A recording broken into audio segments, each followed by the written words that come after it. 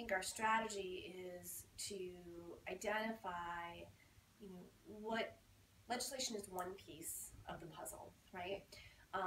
And so, what do we need? When is legislation the right tool to use Right. to move forward a concept or to support,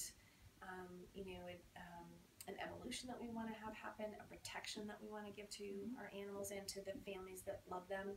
And so I think CAFALA has worked really hard to prioritize and balance that, like what are we ultimately trying to get to and what's achievable, and really focusing on those things that are achievable, knowing that it's a marathon, not a sprint. Yes. So I think we work really closely with those legislators that have identified that animal welfare is a priority for them, and we really, before we would draft a bill or start, we're going to have conversations really early on if this is something that fits within what those individual legislators are trying to do within a given session.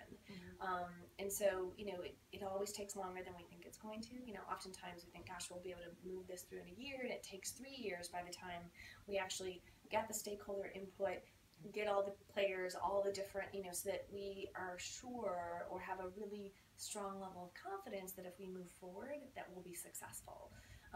And that being said, even if a bill isn't successful, there is merit in having the conversation and having that conversation raised, that even if it doesn't get out of committee, at least we've had some of those conversations. And we've certainly experienced that just this last year. We tried to move forward a rabies bill to create a statewide rabies requirement, and we ended up deciding not to move forward with that. But again, those committee conversations at least got it on some of legislators' radar. Okay. One of the things that we have in Colorado, which CAFALA participates in, and that's the CLAW caucus. It's the Colorado Legislative Animal Welfare Caucus.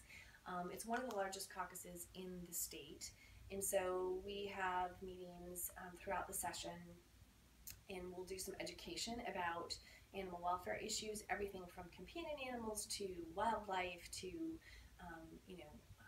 things that may not even be affecting Colorado, but again, giving legislators, we do it over a lunch hour, we have a presentation, we invite the legislators to come, and it's about like just raising that level of awareness, and also getting legislators connected to their constituents and hearing from their constituents what's important to them when it comes to animal welfare.